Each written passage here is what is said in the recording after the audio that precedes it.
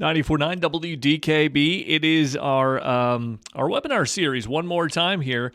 We're doing it for the month of April, and I'm joined by Joe Roberts from First National Bank of Omaha, and also Mr. Doc. Doc, how about Jock Samise? How about that? Is that better?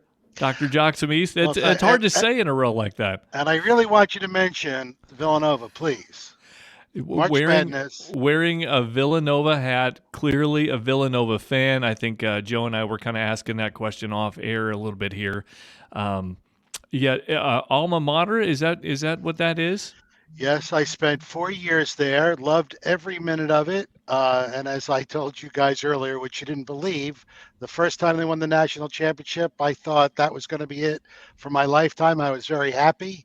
And now they've done it two other times since then, and hopefully a fourth time this time. Yeah, truly not a fan at all. I can tell that you're not a fan of that.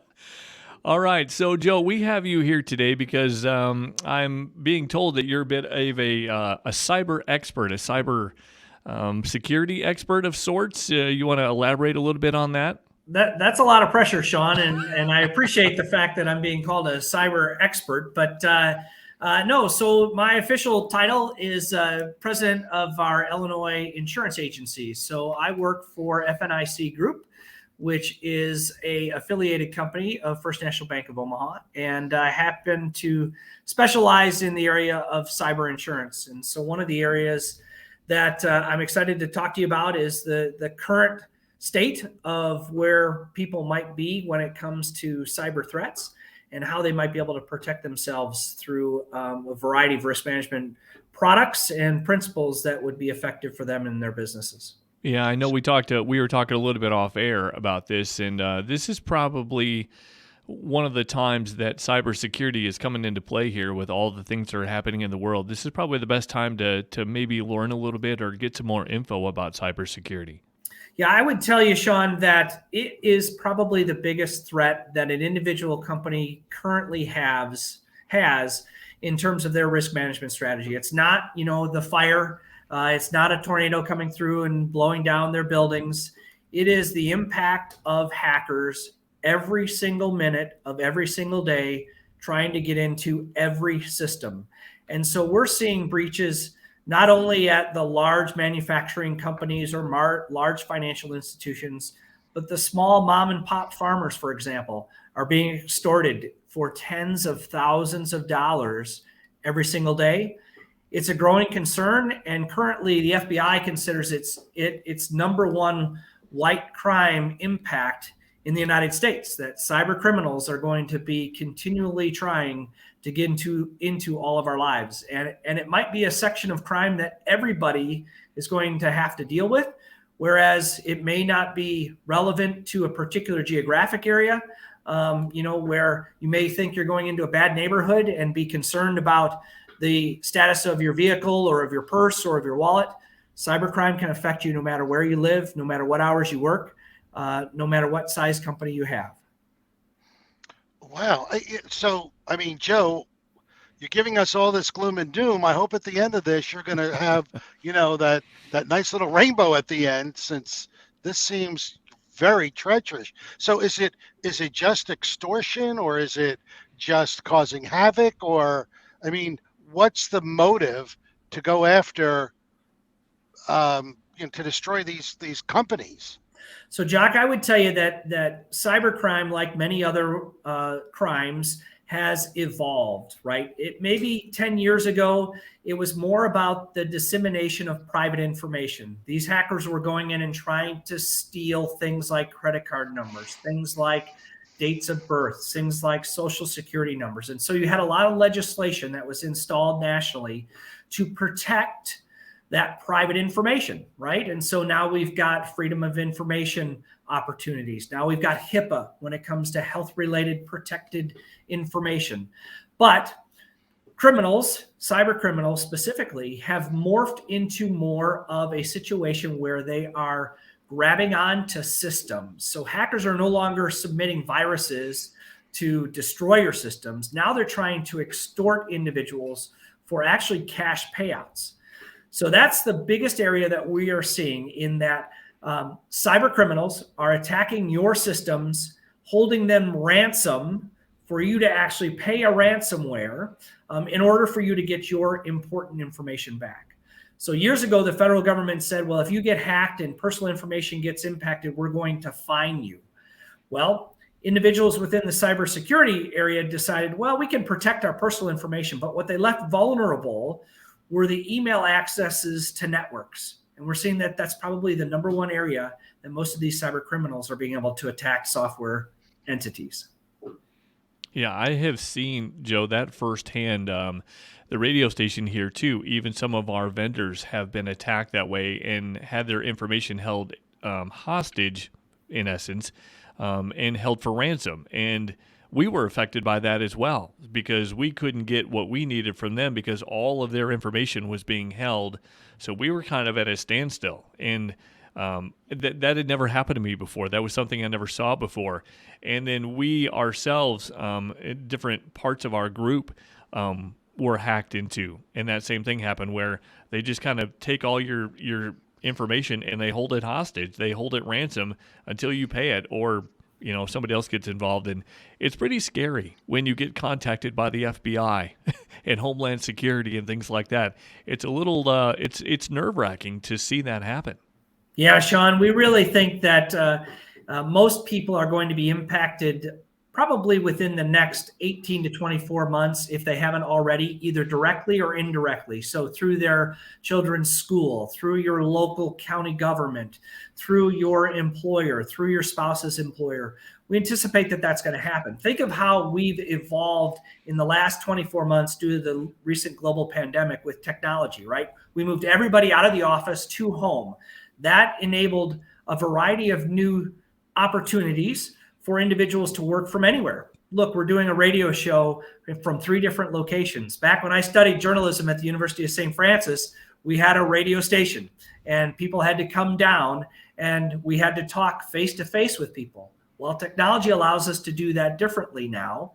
And that has opened up an opportunity for cyber criminals to go ahead and hack your system, my system, Jock's system, and maybe hold all 3 of our companies for ransom just through this particular podcast. So the impact of cybersecurity is something that's going to have to be forefront for most corporations moving into the 2022, 2023 areas.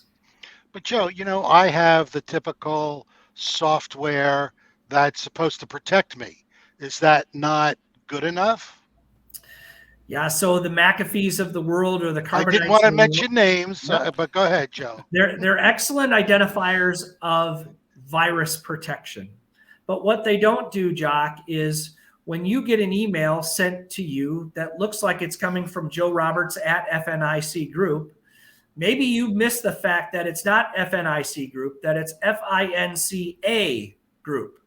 And you click on that link thinking that's from me, and I ask you to enter into a secure portal so that you and I can have a conversation about your insurance policy.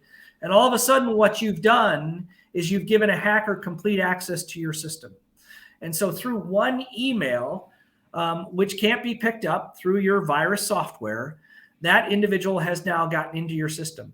And in most cases, Jock, most hackers are sitting within a system for a period of about 75 days. They're not doing anything.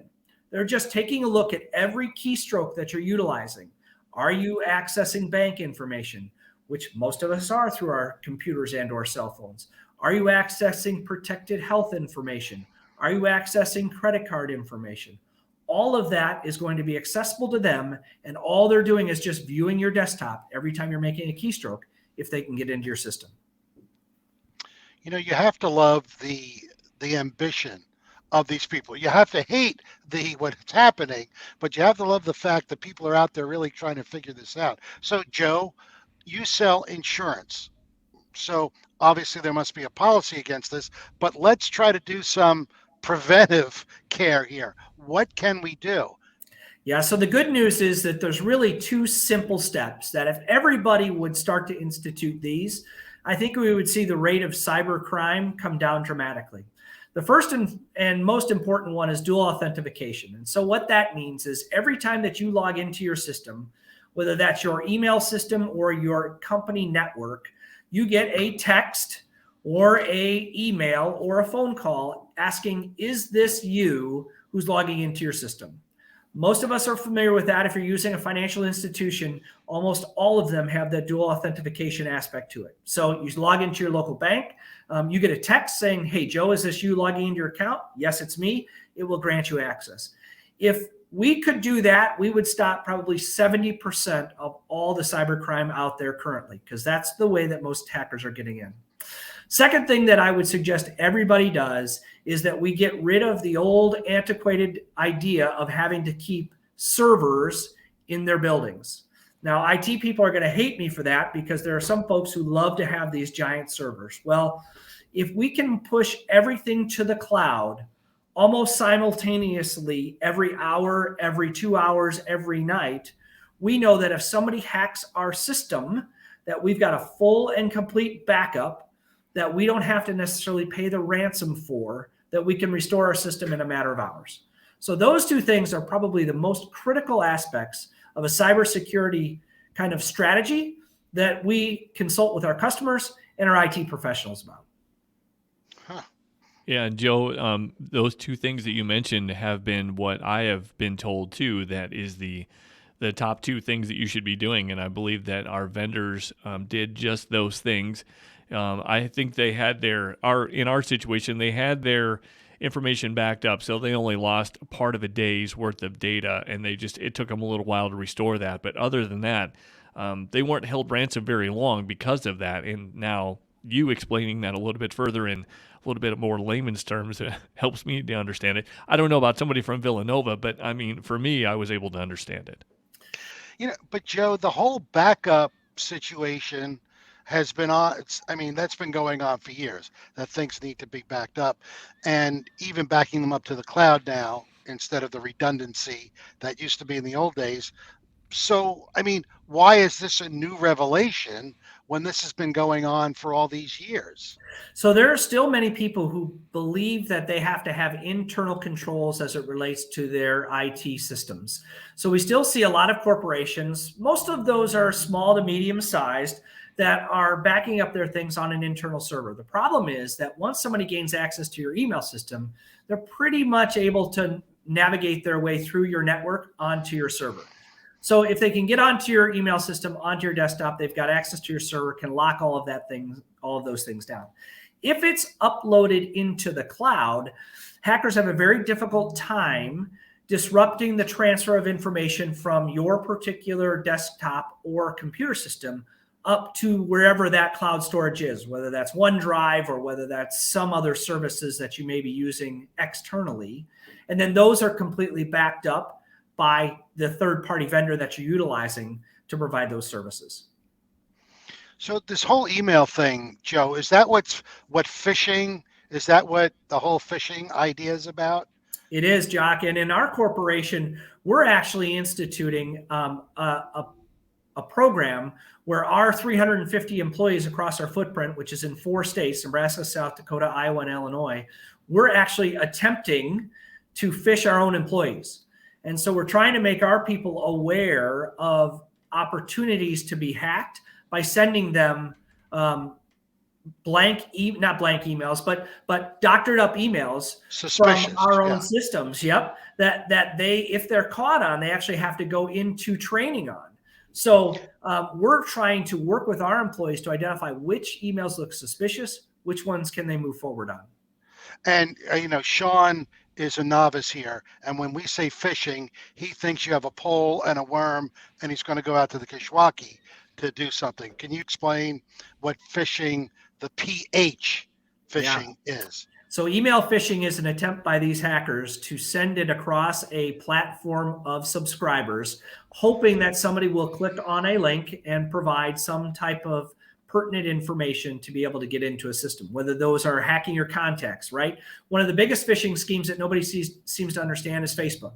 So if in your message requests, you get a friend request from somebody who looks like you've already been a friend with them, or they've had their profile deleted and they want to be a friend with you again, guess what? That's a phishing attempt to try to get to all your contacts, to utilize them to try to phish them to gain their financial information so that they can steal credit card numbers, utilize those. Hacks are happening all the time in all of the technology platforms. And the biggest thing that I tell customers and individuals in the market is don't trust anybody. Don't trust any links that you get sent unless you've verified those links with the individual that you're having a conversation with. So, Joe, are you saying that prince from Tanzania that sent me an email and said that he's got $1 million for me, that is fake, that is false, and I should not click on that? Yeah, Sean, that's probably one you want to kind of avoid. But I will tell you that nowadays they're not even being that obvious, right? Yeah. It's looking like it's coming from a colleague of yours, from a family member of yours, from a member of your own organization. We've had CFOs be hacked because an email looks like it's coming from the company president, and it's actually coming from an outside hacker who's been in the system for about 3 or 4 months, has had those email addresses and those bank account numbers, makes the wire transfer request, gives the bank information, and that money is gone. And then almost immediately, I had a customer of mine who had stolen out of his bank account $25,000 in the matter of 80 seconds. He clicked on the link and immediately said, uh-oh, that's not something I want to do. Called his bank and couldn't stop the transfer at that point. Wow. I mean, back then, those emails were easy to spot. They were misspelled. They were, just flat out weird that, I don't know a prince in Tanzania. So those were pretty easy to spot. But the ones that you had just mentioned, those are really going to be tough to kind of sift through. They really are. We're starting to see family members even. Emails that look like they're coming from your own family asking for support in, a GoFundMe page, for example. GoFundMe to help support X, X, and X, not being a true actual account at all. Yeah, Joe, to your point, I work for Western Governors University. I'm a professor there, and they're sending us phishing emails all the time. And the way I operate is, boom, I click on it. I want to get rid of it. I'm on to the next thing. And I've been to the training at least 4 times now because I've messed up that many times. And when I paid attention this last time, they're very subtle in the differences. Just like you said, FNICA, it could be a different, not a .com. I mean, it's really kind of subtle. So you need to take the time to take a look at these, is really what I'm saying.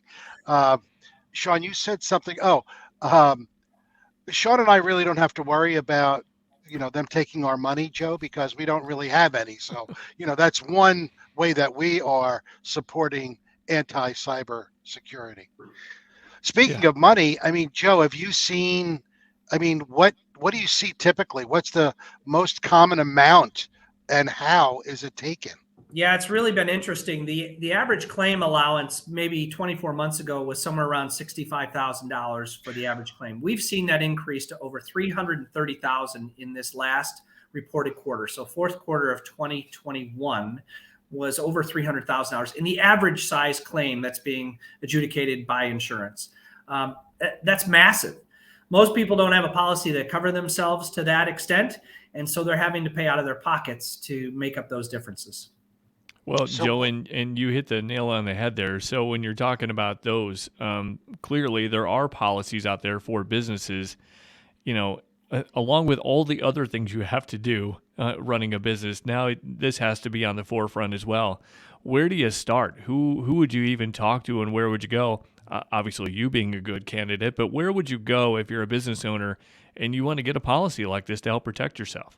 So, Sean, if there are customers out there who do not have a cyber policy, they need to get on the phone to their insurance agent today and ask the question, how do I protect myself against cyber threat? Because it is the fastest growing policy that we're selling on a regular basis. And it's getting harder and harder to purchase. And what I mean by that is that the average customer used to just be able to buy a $50,000 limit cyber policy, no questions asked. If you had a computer, you're able to buy that policy. Well, now we're finding that we're selling $1 million, $5 million, $10 million policies for larger companies or corporations, and they have to have all of the controls to even be eligible to purchase a policy. And so the major players in the cyber market from an insurance perspective are Travelers, Chubb, and a company that we work with called Evolve. They're out of San Francisco. All three of those carriers will not entertain a quote option to a company if they do not have those two things that we talked about early on, the dual authentication or the automatic backup. For Travelers, for example, there are about 5 other requirements that they have of a corporation before they'll even offer up quote terms to that specific business, because the cyber market has become so volatile and they're paying out so many claims. I would tell you that most of the companies out there need at least $1 million worth of coverage, because if the average claim is $330,000, and that doesn't even reflect damages directly to the company, that's going to be your ransomware, that's going to be the potential of wire transfer fraud, that's going to be the loss of intellectual property. The cost to restore your system could be $100,000 depending upon how deep that particular issue can be. And it's not just corporations. We're seeing municipalities get hacked more and more. In fact, throughout the Chicagoland area, I would venture to guess in the last 12 months, we've had 9 different municipalities that we've worked with that have been hacked and have had significant revenue losses due to the fact that they didn't have proper cyber coverage. So, Joe, before you can write a policy, is there an audit done by you guys or by the parent company? Or, I mean, what's the steps? Yeah. So I would tell you, Jock, that for us, if we're working with a new prospective client, we're going to take them through all of the steps that we're kind of explaining here. We're going to examine the threat to their current company. We're going to talk about their controls that they have. We're going to analyze their revenues as to where those are coming in, what exposures do they have to protected health information, to credit card information, how many transactions are they doing. So all of that's a process and a conversation that you have to have with your insurance agent so they can adequately define the risk to the carrier. Once you've had the opportunity to do that, then the carrier is going to come in and ask all of these questions in a little bit more detailed format. And then they're going to review that in underwriting and present a price. Now, the price of a cyber policy in 2018, when I was selling a lot of cyber insurance for a company under $5 million, was on average $3,500. So $3,500 if your gross sales were under $5 million. That same policy today is about $8,500. So significant inflation in that because of the fact that there have been so many cyber attacks, and the insurance carriers are paying out so much more on the insurance claims. Wow. All right, Joe, quick question here. So if you're the individual who happens to click on that link and send your company into a tailspin with all this, are individuals covered in this, or is it just for the company? So say you are the CEO and you do click on this link like we just said not to, but you happen to do it. You pull a Dr. Jock and you click on it. Then what happens to you? So personally, if you have the corporate resources impacted, nothing would happen. However, if your own personal resources get hacked, then you're going to be subject to the conditions of your own homeowner's policy, which nobody has cyber coverage on their homeowner's policy. So cybercrime for the individual is just as important as it is for a corporate entity. Now, I will tell you that barely anybody has cyber coverage on an individual basis because you're using a third party, which would typically be the one that would be keeping you from having your private information. So your bank, for example, right? If your bank was subject to a hack, they would cover the loss. However, if you are the one who causes that particular damages, there's going to be no coverage and you're going to be out. Just like that client that I mentioned lost all that money in about 80 seconds. There was no coverage on their policy for that particular loss. So is there anything that you can do as an individual? You can contact your insurance agent and see if you can get a cyber extension put onto your homeowner's policy. They're limited. They're not as broad as the commercial side. You can get up to $50,000 typically. Some of them, if you have a high valued home policy, you can get a little bit more coverage and pay for it. But again, it's going to be expensive and it's going to be a rider to your policy. Thank you for that. Joe, are most of these hacks internal or external? So, Jock, I would tell you that they're always coming from external sources. But once they get into your system, it makes it look like an internal resource. But almost exclusively, there are companies where people are punching in the morning at 8 o'clock and punching out at 5 o'clock, and their entire day is to hack systems. That's all they do. Now, most of this is done overseas in a variety of Eastern European countries. but that is their whole job, and they're being paid by these companies to just hack systems. Wow. Yeah, So I'm just standing here dumbfounded listening yeah, to this, and the volume and the amount of the policies and all of that you had just spoke about, Joe. I'm literally thinking, the heavens above, that I don't own a business right now. That is a scary, scary thought. Yeah, it's a great point, Sean. And again, I think people just need to be aware of the fact that this is going to be an issue and should be a concern, and they should be talking to their insurance agent. Engage in a good conversation, learn about the risk, learn about the price, and then make the proper evaluation if the risk is worth the premium. That's all insurance is, right? Insurance is the transfer of risk. Somebody else is going to pay for damages. Insurance is not an investment. I always tell people, listen, you're not investing when you buy insurance. You're definitely buying something, and that is the protection to know that if you have a loss, you're going to get reimbursed for it. So Joe, is there a threshold where a company doesn't need to worry about it? Where's that balance between, you said for 5 million, it's 8,500, but I mean, how low can the revenues be before you need to worry about it? I would say that every company should have a cyber risk policy, regardless of their size. I use that $5 million because that's where the majority of small businesses lie within. And, it's the majority of the people that you and I all know. Most of us aren't working with the Coca-Colas or the United Airlines of the world. We're working in the mom and pop shop down the street. So if they're under $5 million in revenue, they can get a policy around $8,000 to cover themselves. But $8,000 is a lot better than $350,000. Right. Wow. Still, it's shocking, and I don't know what to say. I always knew this was out there, and you hear about it all the time, but to hear those specific stories in it was seconds, that gentleman's money was gone before he could do anything about it. That is it's mind blowing. Yeah, it's happening, Sean. It's going to keep happening. And the good news is there are solutions out there.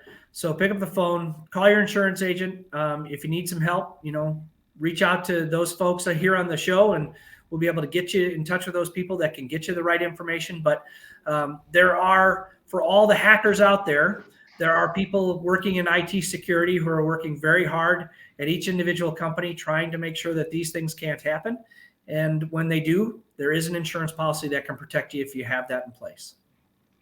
Joe, do you want to give us your contact info in case somebody has a question? Of course. Anybody can reach our offices at 630-552-3447, or can certainly email me. I'd love to have a conversation with you. It's just simply joe.roberts@fnicgroup.com.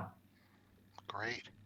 So this is a strange question, but I always have that business idea going on in my head. If I am an IT company, can I get some kind of referral fee if I see that my client is at risk and I do a few things and then I refer them to you? Is there anything like that that's available?